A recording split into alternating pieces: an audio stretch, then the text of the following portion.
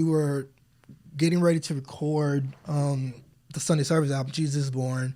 And so it was right around Thanksgiving, and this is 2019 or 19. And so, Kanye came to me. He was just like, hey, I want you.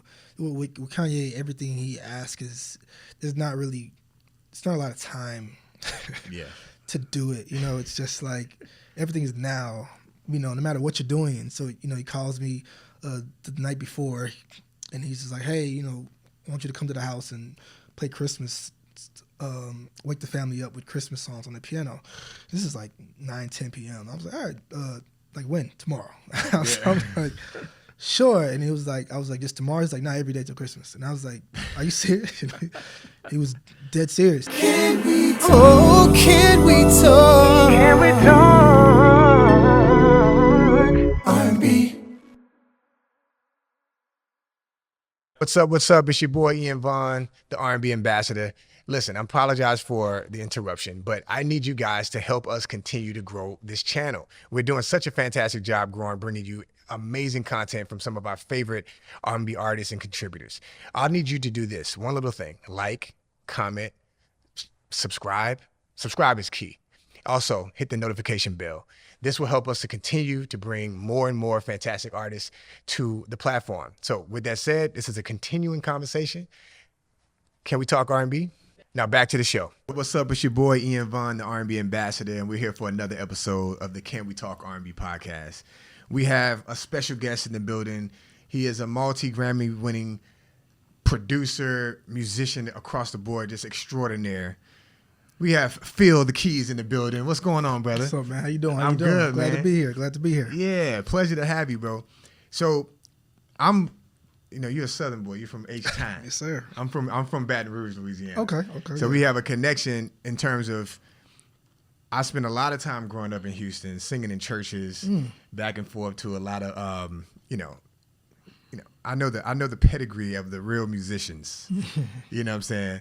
And when we had the opportunity to get you on the show, I'm like, come on. I know we have a few mutual friends, and they like, I've had a number of people ask me, have you had Phil on the show? I'm like, we're working on it. So thank you for making the time to come out, brother. I appreciate the invite, man. I always enjoy these little sit downs where you can pick each other's brains and just kind of just share what it's been like to navigate through the industry. Especially, I feel like I have a unique position working on the live side as well as in the studio.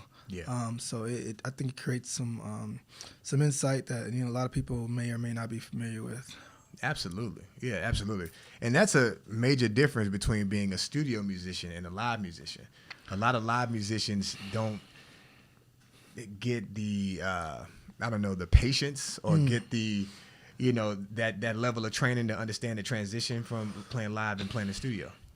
Yeah, it's definitely two different hats. I think playing live makes me a better producer, as much as working in the studio makes me a great live player, because I kind of equate it to playing live in some respects is basically running free in an open field, so to speak. Yeah. And then in the studio, there's definitely fences.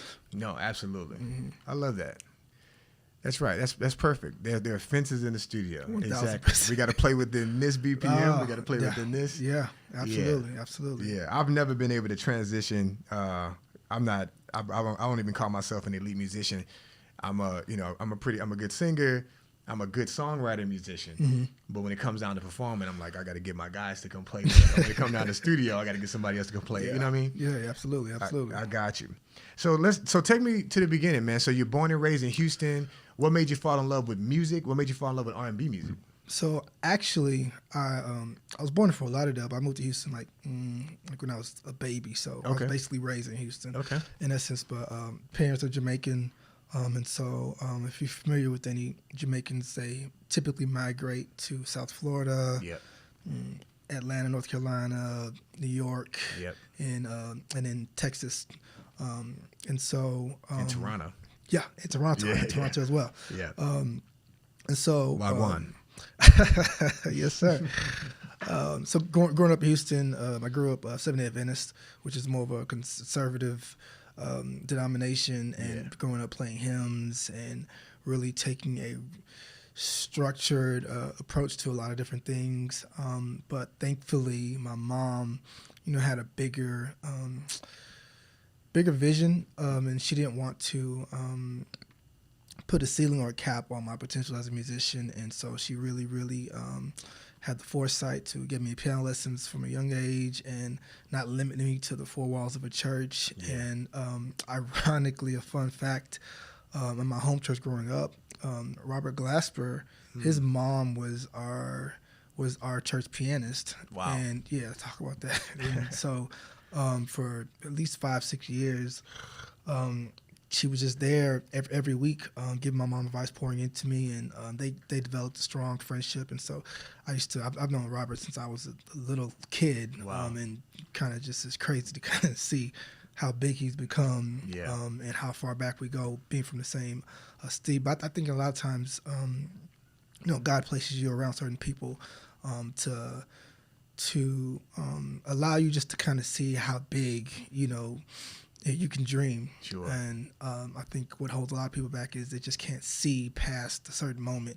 And so I think as you'll see, as I continue to answer questions, you'll see a lot of people like Robert symbolizing, me to dream big and not to be satisfied with a certain point, because there's always a step higher. Absolutely. And Houston puts out a lot of incredible talent, whether that's musicians, singers, rappers, whatever. It's not really known as a market for it, but at the same time, definitely from an independent standpoint, we know, especially from the South, a lot of our in hip hop, a lot of our favorite, Scarface. You have, Paul Wall, and of new Toby. These guys represent Houston. And of course, Beyonce. I was on hip hop, but then we go to R&B. We have the Queen, obviously, Destiny's Child, and Beyonce, and Kelly, and the rest of the girls. And then on the gospel side, right? Mm-hmm. So like you had Yolanda Adams, you had Kim Burrell, you had Betty Nelson. Like these are people specifically. I grew up. So that's the Kojic. I grew up Kojic. Mm-hmm. And we would go back and forth. Betty Nelson would come and get me, and I would stay at her house for the summers. Mm-hmm. And I would be in there training with Kim Burrell, be coming through the house. We'd be singing at all these crazy churches and all these amazing singers. Nikki Ross. Nikki Ross, the Cardi Cortez. Yes, Cardi the is whole amazing. family, the Walls group. Yeah. So Houston, like what's in the water in Houston? Man, I honestly couldn't tell you. It's really, really it's really interesting, and the next generation just pours into the next generation. Yeah. But like you're saying, it's not really known as a hotbed just because there's not a strong industry presence from a label standpoint. Yeah. And so without that, people outside of Houston don't really, really get to see or really get to experience us unless you come down there. Yeah. Because of we don't really make it out of, a lot of them don't really make it out of there. And really, I think it's just because the culture and environment of Houston is so laid back, and it's so family oriented, and it doesn't really make you want to leave. You can relax and you can live good. You can, cost of living isn't too crazy. And and it's a big city. Yeah. So you get a lot of what you might be looking for outside of the city, within the city. Yeah. It really takes being connected to individuals that have went outside of Houston to really even, I would say, attract you to leave and give you the confidence if you do leave, that you can achieve certain things. Absolutely. So let's take it back. So when you think about your childhood, how do you feel, I guess, music played a part into you becoming your upbringing and becoming the musician that you are today? Well, it's a strong structure as far as in, going to church every week, and we would have a devotion every night. And so you're singing, and my mom, she would not let it go a day go by without, making sure, me and my brothers, we all took piano lessons, and we practiced every single day. Like that was just her main thing. I think she always felt like if I keep you busy, that lessens the chances of you, getting into trouble outside of the home. And so she would always have us in something, but it would always revert back to music, whether that's, singing in the choir or doing piano lessons, and just finding ways to really, really cultivate and grow that. And even, she would go out of her way to, find different teachers, whatever we had interest in. If I, when I got bored with classical, she would help me go find, a jazz workshop or a jazz camp and culture that. If when I started to get into, more contemporary gospel music, she would find a way to get me involved with that, or jazz, or just really just anything that I took an interest in. So, definitely big shout out to my mom. And, for any other parents out there, I would just encourage you, whatever, your child takes an interest in, at least make some kind of effort to pour into that, because you just never really know what it could birth within them in the short term or the long term. Absolutely. What song do you remember that made you fall in love with R&B? Okay. So this is middle school. So prior, like I said, growing up in a strong Christian-based home, wasn't really a lot of secular music on the radios. Yeah. A lot of gospel, even the TV shows and the movies. Yeah. Very religious-based. But when you get into middle school, you start having pep rallies and radios and stuff. You start seeing girls and stuff like that. So That's right. At this time, Soul Food came out, and the scene with dude playing the piano, and he played the "I Ain't Mad at You." Yeah. So I heard that, and when I heard it, I could play it just from hearing it, because I've always had perfect pitch and could just play by ear. I never really messed around with it because I wasn't exposed to it.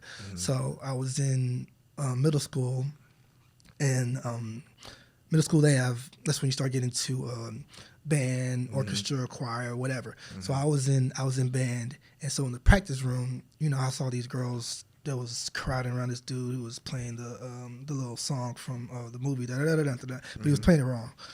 But they were just like so impressed, and in my mind I was just like, this is so wrong. And so I walked into him. I was like, "Let me shit on this." Yeah, basically. And I was like, "Yo, you're not playing that right." He was like, "You can't play it." And okay, sure. And I just wiped the floor with him immediately. And once I saw the reaction to it, it was like, there might be something to this. But even playing that, I felt a sense of, liberty, in that moment of just playing something like outside of what I was supposed to play. And of course, as a kid, you want to push boundaries, and, you want to test the limits of, what your parents, suggest you do. And I think just the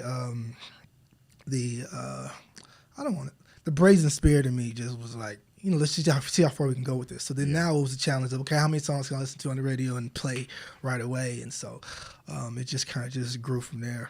Yeah.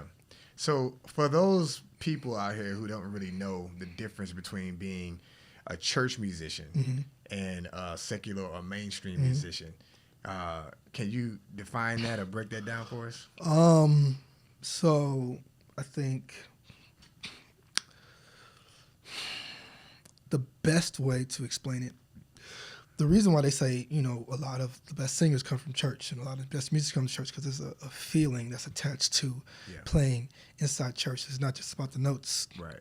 It's not just about what you see on a sheet of paper. It's literally you're just kind of just going off script and just playing whatever comes to you. And when you carry that over versus, in, a lot of secular stuff, it's a lot of times it's what you sing what's recorded. You play what's recorded. It's not a lot of room to improvise or embellish. On the secular side, church has a lot more room to do that, especially from the gospel standpoint, because their thing is just, go wherever the Spirit leads you.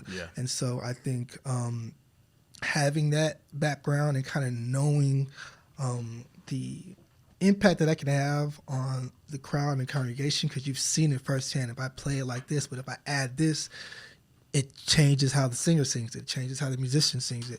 It changes how the crowd reacts to it. I'm doing this so long. I literally know exactly what to do to get a certain reaction out of the crowd. Now, you can take that same essence and apply it in the studio, and I know it's going to work because I've done it, and I've seen how it works. Like, I don't know if you ever listen to an artist or watching a reality TV shows where they're fighting for a specific song because they say the crowd loves it when I perform it live. Yeah. But you got to be careful with that because every song isn't meant to be performed live, and sometimes a good record that sounds good on a record, it may not translate live. So you kind of have to understand both to really, I think, thrive in both arenas. But that's the biggest difference, I believe, is just you have certain leeway and liberties in gospel that's more welcome than it is on the secular side, where they want you to kind of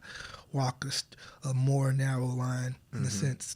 So when I listen to that and I think about the musicians who are church adjacent or gospel adjacent, musicians or artists, and I'm one that obviously know without a shadow of a doubt the best musicians generally come out of the church, generally.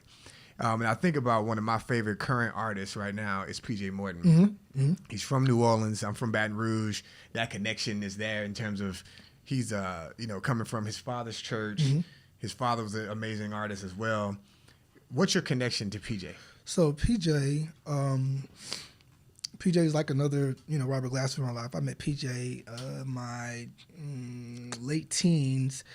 The church that I was playing at, his dad used to come every year for a revival, and so PJ always was inspiring to me just because he played both worlds so well and with so strong conviction and didn't really care about the backlash. And so I would literally see him play behind his dad in church and then go perform his own original music, at a local lounge or at a club, and it had the feeling of church, but it wasn't church per se. Yeah. And so, we struck up a friendship, and so then when I was ready to stretch my wings outside of Houston, I reached out to him, and coincidentally, there was a position open at his dad's church in Atlanta, and so that they brought me on and moved me down from Houston, and so I got to sit under PJ at his dad's church for about 3-4 years before he and I watched him go from independent musician and a producer and songwriter to where he's at today with Maroon 5.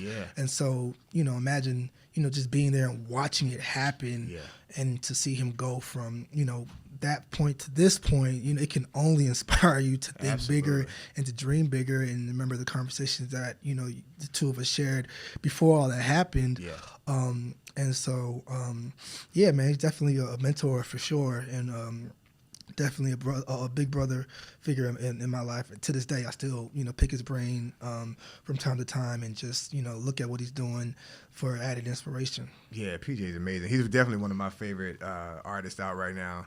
And I've been on that independent train with him. I opened up for him a bunch of times back in the day, but he, this is when that blah, blah, blah, blah, blah, I forgot the name of the album, but he had Emotions. And that was that 07, 08? Yeah, something like that. Yeah, so that album, I remember first hearing it, it was like, I already knew who he was, but I'm like, come on, he really snapped on this project. Yeah, and it aged well. Absolutely. And I don't think people even realize, everything that he was juggling at that time. He was, MDing and touring, as a musician, while also, figuring out how to perform his own shows, but also juggling his responsibilities with traveling with his dad. If you don't understand,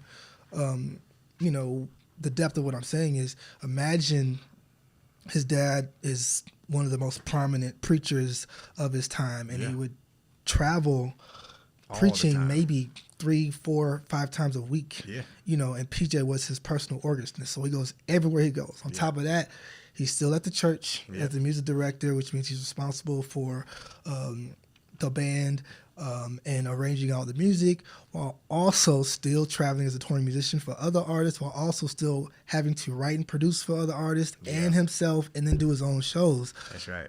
And I watched him do it without breaking a sweat, really, for several years. Like, that's, what excuse do I have? When I hear people say, and we'll go past PJ, but when I hear people say, where'd he come from? Like, out of nowhere, I'm like, Man, this dude been cooking for Man, years. nothing happens out of nowhere. It's, Yeah. it's very, very rare. There's all you can look at every artist that had a breakthrough, and if you really follow their story, it didn't just come out of nowhere. Absolutely. You know, it was birthed from somewhere, and they had humble beginnings. So, yeah, shout out to PJ. Yeah, big time. So I heard you worked with Music Soul Child, Mm-hmm. and what I heard was, I guess, after you worked with him, you felt like you made it. Like you got into that point. Like, Sure. tell me that experience. So music, you know, when music first broke through, I was in 9th grade, and I thought, you know, Just Friends was like one of the coldest songs I'd heard in my life. Definitely. You know, from the intro, boom, boom, boom, boom, boom, boom. You know, it's just, I don't know, music kind of gave us, I think he represented a different type of guy, you know. He wasn't an athlete, you know, he wasn't a pretty boy, you know, none of that. He was just a guy who could reach you through his words. Yeah. And, you know, me, I like to say I was a late starter, so to speak. So, you know, listening to music gave me confidence to kind of say what I wanted to say to the girls that I liked, you know, way that I felt like, you know, it wasn't cool until I heard music singing the way he sung. Yeah. And so, and it wasn't even just always like corny stuff either. Like he would be mad, but still say it in a polite way to get his point across. And so it was, you know, being so into, you know, his first 2 albums where I really feel like he just introduced a whole different sound wave through the mainstream. And so then to have it come full circle, first time I met him was in the studio. So when I got to Atlanta kind of opened the gates for me to start getting into production. You know, I by that point, I had already started traveling as a musician, and I felt really confident about where I was from a church standpoint and from a local, you know, club lounge person as far as like just doing covers and stuff like that. And so I met this producer named Lil Ronnie in 2008. He's out of Atlanta. And at the time, he had already had multiple number ones. He did Ruben Studdard's Sorry 2004. Oh, he nice. did R. Kelly, Same Flirt. Okay. Same Girl, I'm sorry, Same with Girl Usher. with Usher, yeah. I'm a Flirt. He with Bow Wow, you know, so he was young too, maybe only a few years older than me. And so, like me, he had a church background. And so I think he was one of the first producer that I met that was had that kind of success, but also could bridge the gap between, you know, my ability as a live player and how do I translate it into the studio. And, you know, he would always tell me, all that stuff sounds great, but give me 3 chords. That was his rule. He was like, if you can play 30, you can come up with 3. Yeah. And so he would challenge me and I would go there 4 to 5 times a week, really, really just locked in, trying to understand, like, okay, how can I become a producer and how do I make a song? And so he is who introduced me to Music Soul Child. Music Soul Child had a session with him, and so that was just like, I feel like, man, ooh, if I can get music to like my chords, then you know, that's just further validation. And so that's exactly what happened. We ended up recording a bunch of songs, and 2 of them ended up on this album. And then a few months after that, about 6 months later, you know, I did. I started touring with Music Soul Child and ended up on the road with him for 5 more years. So Nice. it was really, really, and you know, a lot of my opportunities have been birthed from the studio, and you know, it makes me appreciate the fact that, you know, I was able to maximize the moment in a sense, because, you know, they're not coming into the studio looking for me to be this grandioso musician. That's great and all, but that doesn't help get a song done. That's right. You know, and so the fact that I was able to, the fact that they were to tell that I was a great, skillful musician, but I could still hone it in and make a great song or make a great track, you know, went a long way. Because if I can be that disciplined here, then, you know, it should translate outside of here, which is exactly what happened. That's interesting that you bring that up, because I know there are a lot of musicians will overplay. They call themselves producers, but they're musicians and they're amazing. But they'll send me something that, as a writer, I'm like, dude, I don't have any room. It's you can't hear nothing. I can't hear anything. All I hear is this, you know, whatever. And I'm like, come on, bro. Like, so as a producer, understanding to simplify, you know, a track. All we need is, I like that. All we need is 3 chords, or whatever. Those signature chords that people can digest. Yeah, and then you build from there. You know, when you look at these paintings, you know, they start with a blank canvas, and then you just add little by little by little. Exactly. But you know, like you said, as a writer, you know, it's hard for you. You can't hear certain melodies. There's so much going on. That's right. And I'm so, like, just send me a pad. Yeah. I'll write to that, and then we'll produce that. Yeah, even taking the drums off, you know, Yeah. and just let it go from there, because I don't, the same way you wouldn't want to restrict me as a creative, I wouldn't want to do that to you as a creative. And so you take that same approach and apply it to the live stage where you're working with an artist, and just leave room for more, or leave room, and don't have any egos about doing less. Yeah, I love that. I love that. So you also work with Coco Jones. Yes. Tell me about that. She's such an amazing artist. Coco, yes. Someone else I met in studio at a studio session. She came by the studio session I was doing for this artist named Sir. She just came by. Sir is dope. Yes, Yeah. Sir is dope. And so, actually, the record that we did that day actually just came out a month ago. But On Sir's album? yes, it's called My You. wife has been playing that dude's album. Like, it's crazy. Check out You. I did that. Yeah, me and Jay Awesome. White. Awesome. So Coco came by, and very, you know, humbled, very hungry young lady, and she was looking to, you know, restart her music career. And so from there, we reconnected on the Terrell show. Nice. And had some chemistry on there, and then that just carried over into our album. You know, I was able to connect her with Lyndon on the track, and we ended up producing her second single that came out on her EP called Double Back. And it's just been a great journey thus far, you know, working with her, you know, on both sides. You know, I have been able to be her MD, and also support her on with just me and her on the keys, and, you know, just we've done a lot collaborating wise musically, and she's just a beast. She's very, her work ethic is just tremendous to be, and I think a lot of it comes from you know, she came from Disney, and so, you know, filming, anyone that's filmed before, you know, those are long days. 13-hour days, yeah. You know, and so to be doing that every day at such a young age, all it's going to do is just build certain habits within you. So I think she doesn't know any other way than how to, you know, work hard and go after it. And there will be times that, you know, I would hit her up randomly, and she just, you know, I could tell she's studying. I could tell she's locked in. She'll leave a rehearsal and go to dance rehearsal. She'll leave her dance rehearsal, go back on set. She'll be in the studio. She'll have a 1 hour window in between filming, and she'll come and just cut a verse, you know, and that kind of hunger and desire typically gets rewarded. Absolutely. Especially in LA. And she's such a nice, warm spirit. And so, you know, it's easy to root for her. But very, very talented. And her project is coming out soon, her first album. And so look out for that. It's going to be really, really good, I believe. Yeah, it's evident that she's a hard worker. I'm a big fan of her voice. I'm a big fan of her acting chops on Bel Air, and all the other things I've seen her do. She reminds me of the girls that we admired in the 90s. Mm-hmm. Just like, she has that purity. Definitely Renaissance. She has that element versus some of the other young ladies that's out now. I mean, I love for what they contribute as well.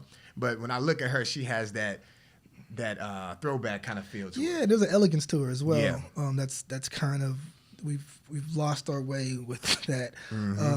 You know, along the way, and like I said, that's no shade to anybody else out there, but it's refreshing, you know, when something like that comes along. Absolutely. So you won your second Grammy with SZA. Yes. So I'm just naming all these heavy hitters: Music Soul Child, Coco Jones with SZA. Like, what does that feel like? First, I mean, this is your second Grammy. You know, you feel like you made it with music, and now 10 years later, you're an established, you know, you're a household name as a producer and as a musician.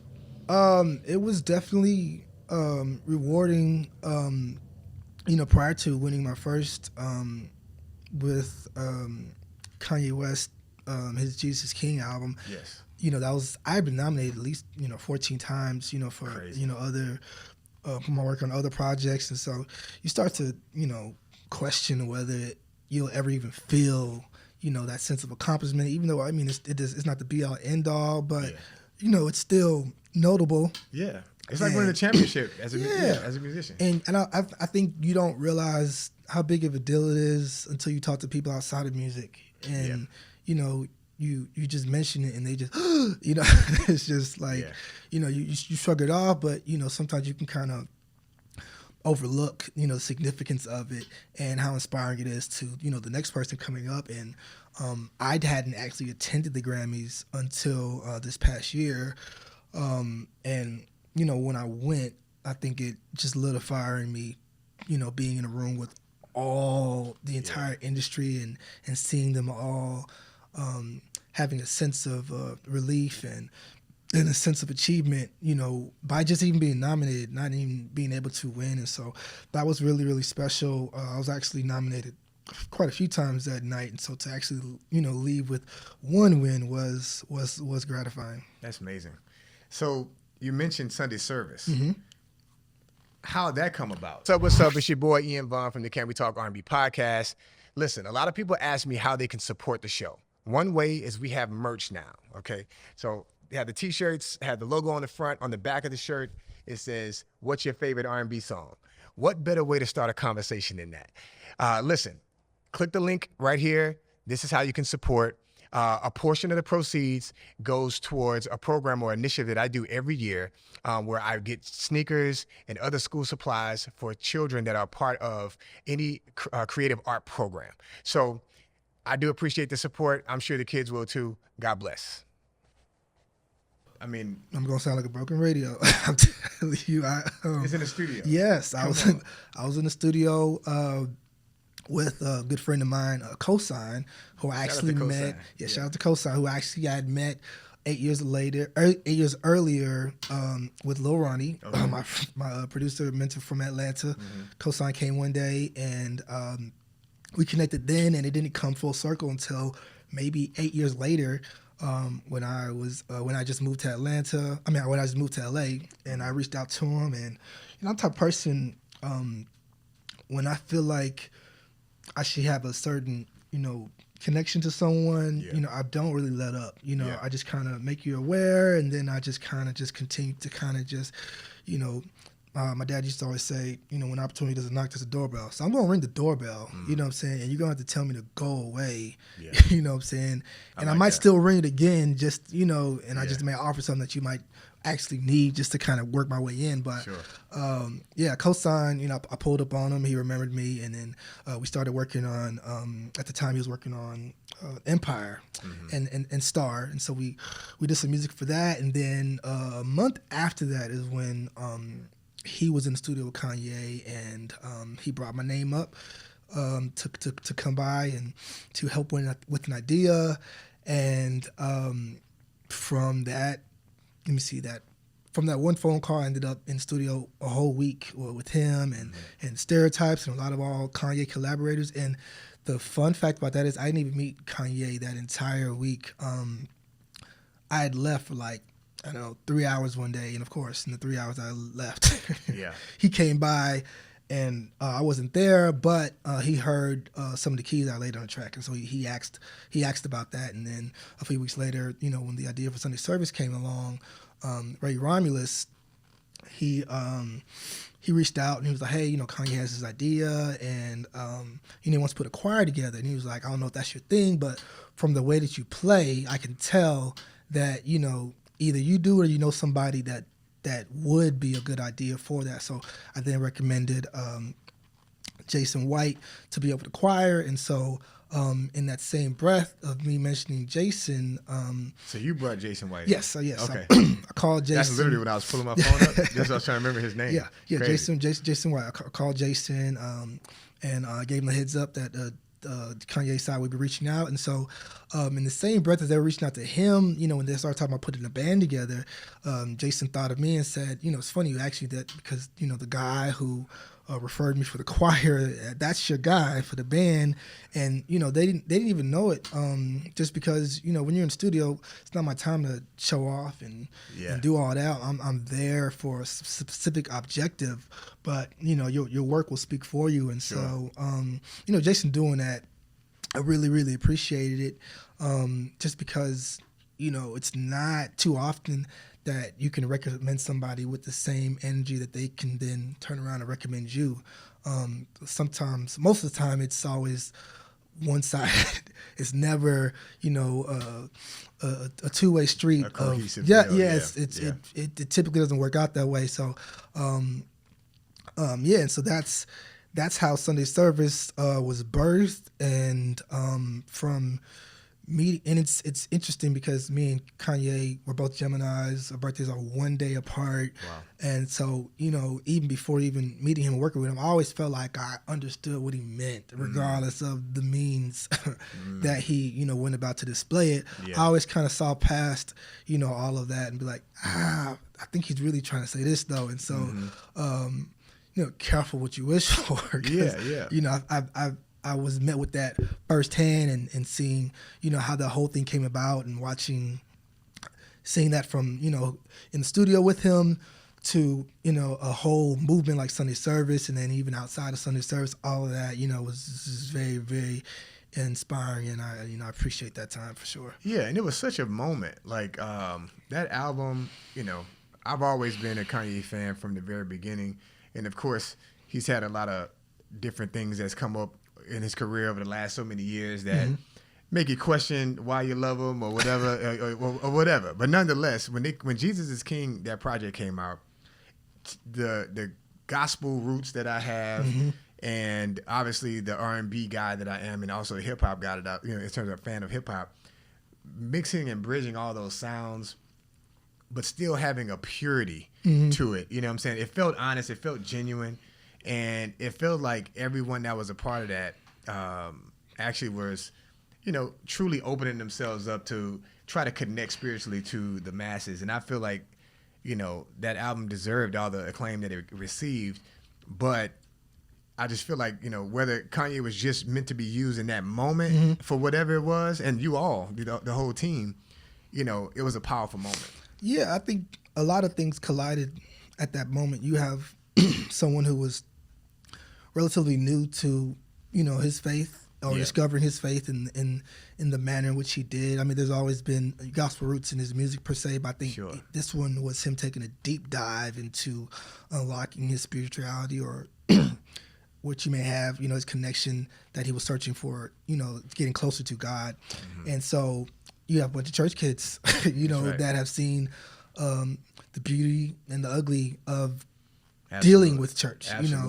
That's what it feels like. Yeah, bro. absolutely. Because I'm one of those guys. I've seen the beauty, I've seen the ugly. And so, in that moment, we had an opportunity to be a bridge between, what church can bring, and what, church may look like through a different lens. Yeah. And we took that seriously because we saw that he was taking it seriously. It wasn't, we didn't know, who knows if this is whatever it is, but I feel like his intentions at the time was pure, and we saw the impact. It's one thing to be in rehearsals and the Spirit coming in and having powerful moments in that, but it's another thing to step outside that rehearsal space, and there's thousands of people from who came to just see what Ye was up to and leaving, with their hands lifted up, leaving in tears, leaving feeling a sense of, tranquility.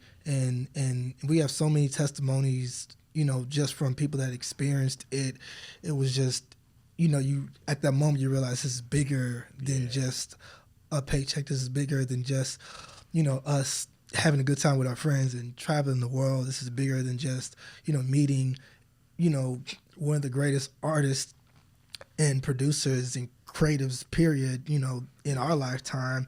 It's about, a bigger message. Sure. And I think, as time ages, that whole experience it ages really, really, really well. Sure.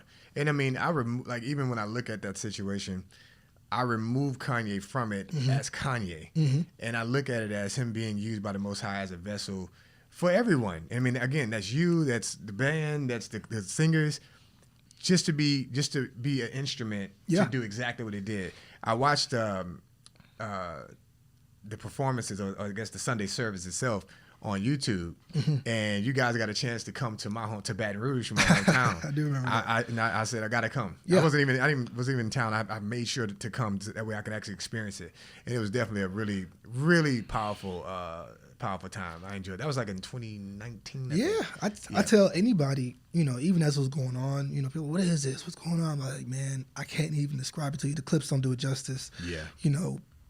I'm sure, as you can attest to from seeing it up close, and then even watching the clips, as powerful as the clips is, being there and just watching it happen in real time was just, once in a lifetime experience. And for the longest, it was like one of the worst, best kept secrets in LA on a weekly basis from people that was just wanted to experience it. And in one space, you're trying to focus on the task at hand, but then you look behind you and there's L.A. Reid, there's, Stevie Wonder, there's Babyface, there's all these giants. Yeah.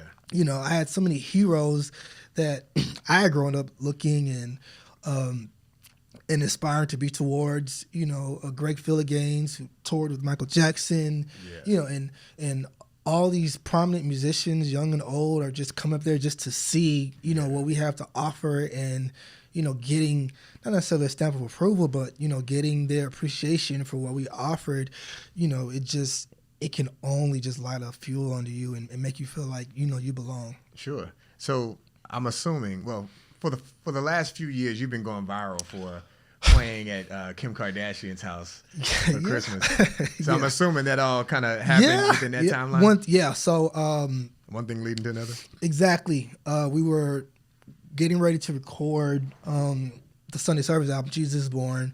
And so it was right around Thanksgiving, and this is 2019 or 19. And so, Kanye came to me. He was just like, hey, I want you, with Kanye, everything he asks is, it's not a lot of time to do it. It's just like, everything is now, no matter what you're doing. And so, he calls me the night before, and he's just like, hey, I want you to come to the house and play Christmas, wake the family up with Christmas songs on the piano. This is like 9-10 p.m. I was like, all right, like when? Tomorrow. I was like, sure. And he was like, I was like, just tomorrow? He's like, not every day till Christmas. And I was like, are you serious? He was dead serious. Yeah. And I think for him, music and art in general, I think it puts him in a certain space. Mm-hmm. And I believe he believes that music and art heals. And so I believe it's ministering to him. Yeah, exactly. Yeah. And I think he wanted to set a certain sonic in his house at the first, at daybreak, just to kind of just set, a certain feeling. And so, that experience, that I've been fortunate to carry on for the past few years, it's still, still the same. It still, I think, achieves the same thing. Even with just Kim just being there, or just the kids being there, or even like the workers in the house, like they all just appreciate, the vibes playing. And I think, on a deeper level, it's not just me playing Christmas music, it's just having the ability to tap into what I tap into when I play at church, or anything, the feeling that is accompanied to just playing the Christmas songs, and all those things just breathe positive vibes throughout the whole house. That's beautiful. I mean, the kids waking up, they just I feel the kids downstairs playing Hark the Herald. That's awesome. Hey, babe, this is we need to do that. We need to try to get whenever. Whenever. So, in terms of like, what are your you have amassed this catalog of music from working with all these great artists, and having the opportunity to be the MD of these crazy bands. What are your goals? Do you have a goal to be like the next Ray Chew, or the next, I guess, Adam Blackstone's like on tour with everybody? I mean, what's been the theme? Think big. I think I take it, day by day. I've been afforded to build relationships with a lot of those guys that I consider heroes. I remember Ray Chu from Showtime at the Apollo. Yeah.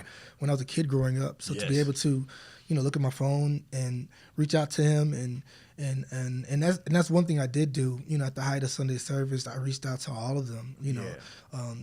Adam's a good friend, Ray's a good friend. Ricky Minor, Chris Ricky Pooley, Minor. who does American Idol. Yeah. Paul Merkovich that does The Voice. Yeah. Michael Bearden, who used to MD for Michael Jackson, but also MDs for Lady Gaga. Like, Yeah. all these guys are heroes to me and people that I feel like can relate to, how I got here, because, the table, that table that, I've been able to sit at of working with the artists at that level, there's not a lot of seats at that table. And all of those artists have, something in common as far as, what they demand and the responsibility that you're afforded by sitting in that seat. And so I didn't want to just think I had it figured out. I didn't want to just think that, okay, I know how to. No, I didn't. So I definitely humbled myself and reached out to them and was appreciative. And they've all been gracious to me. And so, at this point, if that's available to me, if the opportunity presents itself, of course, why wouldn't? Yeah. Why wouldn't I? One thing I've learned about LA, being here 6 years, I've been reaching my goals pretty fast, so I've just had to continue to have new goals. When I first came here, it wasn't about touring. It wasn't about, doing it. I just wanted to be a music supervisor. I just wanted to pick the songs that you hear, on a particular TV show or a movie, and then one thing leads to another, and, you just have to just ask yourself, okay, what's happening here? Do I just want to shrug it off and say I've done enough, or do I want to see, how far I can go? Because at this point, it's not just about me anymore. So I have a younger brother who's 11 years younger than me, who's also into music. So it's about showing him what's possible. Yeah. I have 2 kids now, so it's about showing them what's possible. And anyone else that, I've had people that reach out to me all the time that's followed my journey from Atlanta till now. So it's almost just like I have a responsibility to continue to press higher, because it's just going to influence the next generation. So, absolutely, I would love to, follow in their footsteps. And if they find it fits to pass the torch to me, then absolutely, I'm going to take it and run with it. It's fantastic, brother. Let's go. We have a segment called the Deep Dive. Okay. So going back to the Sunday Service album, or Jesus is King, Every Hour. That record is just that's just one of them joints that's like, it's unique, you know what I mean? Like it's just speaking from the hearts of the people, but it's like it's bopping though, you know what I mean? Yes. So a record like Every Hour. So one thing Kanye is notorious for in its producing is taking older music and he's slowing it down or speeding it up or doing whatever he does to him. But when he does that, it takes away the original intent of the song. And I'm not saying that in a negative way. What I mean by that is a piano player, he plays his stuff a certain kind of way. Yeah. You know what I'm saying? And so when you chop it up, it takes away from how he would actually play it. Exactly. And I have to learn that. Yeah. So now I have to sit here and one, it pushes you.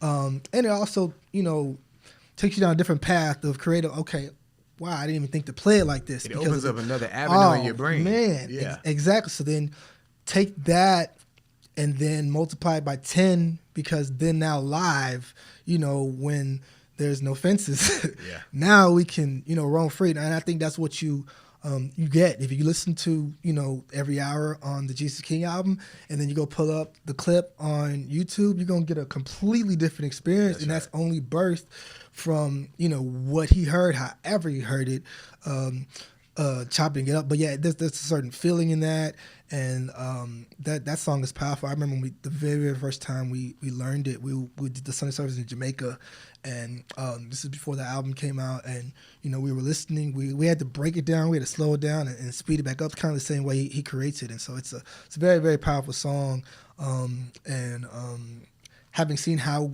it came together, how he would take just a little part of a song and then now it becomes this whole 3-minute rendition is just wild. Man, I still well, I don't know which song is my favorite. I really like the one with Fred Hammond. Like that was I'm such a Fred fan. The crazy thing about that is prior to that point, if you followed Sunday service, Ye didn't really do anything in Sunday service. He was just kind of just there to kind of receive. And, right.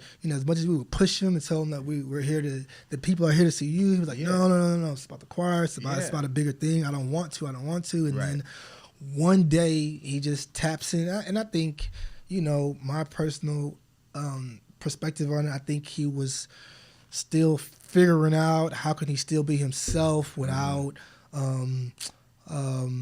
without impeding on his spiritual journey, his spiritual walk. And it took him some time to find his confidence and his belief in the fact that he wasn't, turning his back on this new phase that he was walking in. And so I think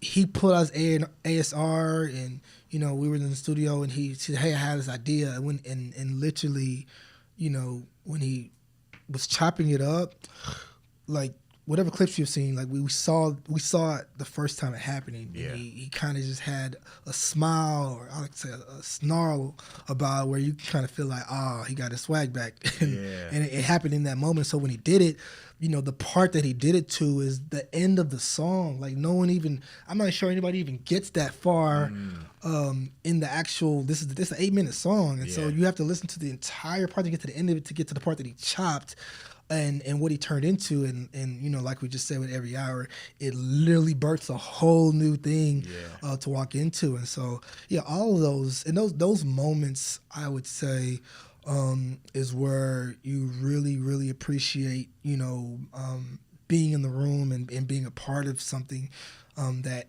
you're talking about. These are sharpshooters and elite people at their craft, and you get a bunch of them together. It almost felt like, when they get all these scientists or all these smart people together to try to solve a problem. That's really what it felt like multiple times a week for almost 2 years. That's awesome. I guess thinking back on that, like the faith walk is a personal walk. Absolutely. And, you think about Kanye being the most polarizing figures of our time. It's very difficult to do anything personally. Without everybody having an opinion, without everybody actually watching it. So for him to be vulnerable enough to still go through that process and show everyone that. And again, I don't know where he is now, but once you're on a faith walk, you're on a faith walk. And no matter what that looks like, it's your walk to walk. That's your walk to walk. So, I mean, his gifting is it's just undeniable. Yes. And then being aligned with someone like yourself and other producers and great musicians to kind of help tell a story like that, it's impressive. And honestly, when I think about it, in our time, I don't know that we've seen anything like it. Not in my lifetime, at least. Yeah, no, I don't. Yeah. Like I said, for all those things to collide at one time. Yeah. It would be hard to see that happening again in our lifetime, for sure. Yes, for sure. Okay, so I'm going to ask you a couple questions. So we just talked about band aspirations potentially. So we think about the Tonight Show with the Roots. We think about Stephen Colbert with Baptiste. He's no longer on the show anymore. And your favorite band, I don't know, Rachel, Baptiste, The Roots. You mentioned, these bands. Who is your favorite band that's out hitting the road right now, killing the game? Or do you have a favorite?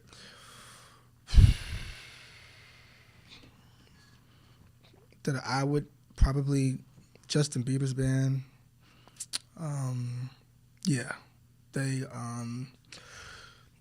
They were my favorite band for a minute. Just because I think once they've been with him since 2016, and I think once they're called We the Band. And if you ever go to a Justin Bieber show or just check them out on their IG page, like you're talking about, every part of his band kind of embodies, what we were talking about in church kids that also they all know how to, record and they also know how to perform. Yeah. And to me, that is, those are the boxes that I look to be checked when I'm listening to a band. I listen as a producer, I listen as a musician, and I listen as a consumer as best as I can. And I think they're probably my favorite live band to listen to right now. But there's some other great bands out there. SZA has a great band. Doja Cat has a really, really great band. Wow. So if you can pick your Super Friends band, this is you starting a band. You got a great opportunity to tour with whomever you want, to play on whatever show you're doing, all the big shows. You put your Super Friends band. Who is it? And what instruments do they play? Man, please don't do this to me. Well, I mean, technically, I was able to already do that with the Sunday Service Band. Yeah. I really just called my friends. Well, shout them out. Shout them out. So, now I think about it, yeah. So it was it's me on keys. It was my little brother on keys, Paul Cornish. It was Nick Clark on bass. Nice. Guitar was Chris Payton. The drum section, this is where it got really, really cool because it wasn't just one drummer. We had a whole section of drummers at one time. I think the most we had at one time was, let's just go with 6. Yeah, we had 6 in 6 sets, or yes. like, is it a couple sets, a couple percussion sections? Like, man, it's I don't know how to even describe it, but I'm gonna give you all the names. If you look what they're doing right now, you'll see why it was hard for me to pick anyone else outside of what I just named. So, of course, we have my brother, and outside of, it's not just nepotism. Like, he's a world-class musician. Yeah. Has a master's degree in jazz. Was trained by Herbie Hancock. Nice. Just a strong musician. And then Nick is ironically John Batiste's music director right now. Nice. On bass. One of my boys plays with them too, D1. Yeah. Yep. Yeah. And so now Chris Payton, great guitar player, great producer. Also plays for everybody. Katy Perry from the Isley Brothers to Lucky Day. All this. And so the drummers, you got Carlin White, J. Cole, Camila Cabello. You got Roland Gajate Garcia, who plays percussion for literally everybody. You got Devin Sticks Taylor, who plays with Justin Bieber. You got Rico Nichols, who's with Kendrick Lamar. You got Darion Javon, who's Doja Cat's MD, as a drummer. I got all these guys. You got Darius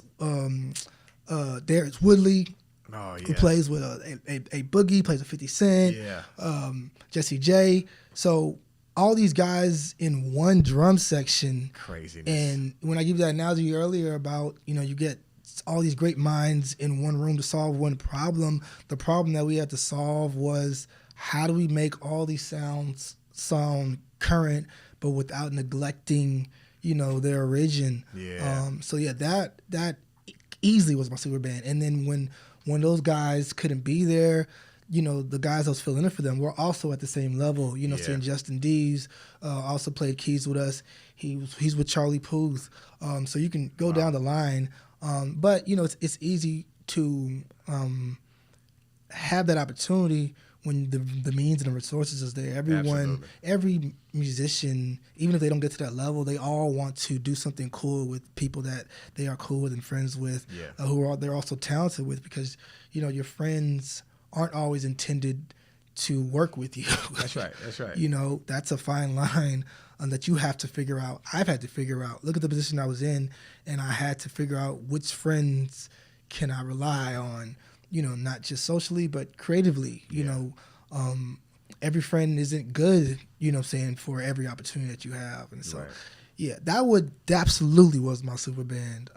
If you ask me outside, that's a different question. But, I think that speaks, pretty clearly. Gotcha. That's awesome, man. Well, Phil, thank you for joining us today, man, talking R&B. Let me ask you this last question. Is there a favorite R&B singer right now? One. I mean, how can I not? Well, I've already talked about Coco, so I'll give y'all someone who's a little bit more so under the radar. Kenyon Dixon, man, really, he's so consistent, and if you're talking about someone who is, they always the unpopular opinion, in my opinion, but it's popular opinion that R&B is that it's not. You just have to just dig a little deeper for it, and so Kenyon is dope. Leon Thomas is dope. Tone Stith is dope. Yes. Zay France is a new name, but he's dope. Obviously, I've already mentioned Coco. You got Money Long. And I'm really interested in music industry has a habit of recycling, and so I think we were getting in this. I think the last couple of years was kind of like a refresher of the 80s with Harry Styles and all of the and the Renaissance album, and even with what Drake was trying to do with his house album. Now I feel like we're starting to get into a rebirth of the 90s and the late 90s, early 2000s, and so those are like my Money kicked the door in with she did kicked the door in with that joint. She did, but look at the response it Made got. And it goes to show that there's still a market out there because the feeling is there. You know what I'm saying? The emotions that are R&B, they're not as easily found. That's right. in other genres, and I think R&B is the closest genre where the feeling of church can be presented, and can be felt. Yep. So when you see those little kids on social media singing those R&B songs, singing Keisha Cole, singing Money Long, that's always to me that means we're alive. And it's funny because our parents did the same thing with us, with their generation's music, and so I still believe like that will stand the test of time. All those songs that we grew up in as I'm an 80s baby. I was born in 85. But of course, I lived all the way through the 90s, so it does not surprise me that those songs can come back and have the impact, or a song like it, or a song that feels like it can have the same impact because the feeling is there. That's so, right. Far too often in this current age of making music, the feeling gets lost more often than I prefer to hear, and I can always tell the difference. Anybody that's worked with me in the studio, I'm not shy about whether I like something or not. And just because I don't like something doesn't mean it can't have great success. But there's just a certain thing that I'm looking for to occupy my senses, and it doesn't always do that. When you turn on the radio. Gotcha. Well, Phil, thank you for joining us, man. Look, this is a continued conversation. Thank you guys for tuning in to another episode of the Can We Talk R&B podcast. So, as always, Can We Talk R&B? Sign off. Can we talk? Oh, can we talk? Can we talk?